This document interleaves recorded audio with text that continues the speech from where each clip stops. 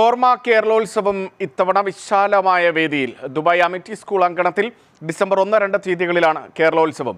2 ദിവസവും വൈകിട്ട് 4 മുതലാണ് ആഘോഷ പരിപാടികൾ. മന്ത്രി പി എ മുഹമ്മദ് റിയാസ്, നർത്തകി മേതിൽ ദേവിക എന്നിവർ അതിഥികളായി എത്തും.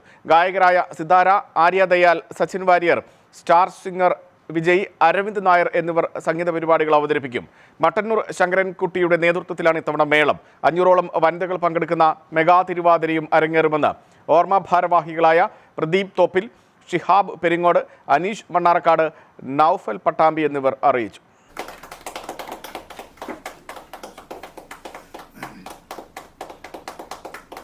UAE ദേശീയ ദിനാഘോഷത്തിൻ്റെ ഭാഗമായി ഓർമ്മ സംഘടിപ്പിക്കുന്ന കേരളോത്സവം ഈ വർഷവും പൂർവാധികം ഭംഗിയായി സംഘടിപ്പിക്കാൻ തന്നെയാണ് തീരുമാനിച്ചിട്ടുള്ളത്.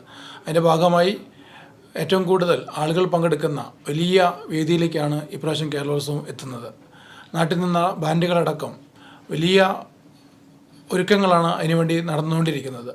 മട്ടന്നൂർ ശങ്കരൻകുട്ടിയുടെ മേളവും കുടമാറ്റവും മേതിൽ ദേവികയുടെ സാന്നിധ്യവും അതുപോലെ തന്നെ മിനിസ്റ്റർ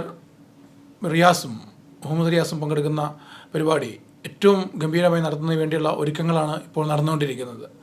ഡിസംബർ 1-2 തീയതികളിൽ ദുബായ് അമിറ്റി സ്കൂളിൽ വെച്ചാണ് പരിപാടി സംഘടിപ്പിക്കുന്നത്. ഓർമ്മയുടെ നേതൃത്വത്തിൽ നടത്തുന്ന കേരളോത്സവം ഇപ്രാവശ്യവും നേരത്തെ സൂചിപ്പിച്ചതുപോലെ വിവിധ ബാൻഡുകളുടെ പരിപാടികളോടുകൂടി മലബാറിക്കസ്, സിത്താര നയിക്കുന്ന മലബാറിക്കസ്, ആര്യ ദയാലും സച്ചിൻ വാര്യരും പങ്കെടുക്കുന്ന ആര്യ ദയാലിൻ്റെ ബാൻഡ്, അതുപോലെ തന്നെ ഐഡിയ സ്റ്റാർ സിംഗറിൻ്റെ വിജയിയായിട്ടുള്ള അരവിന്ദ് നായർ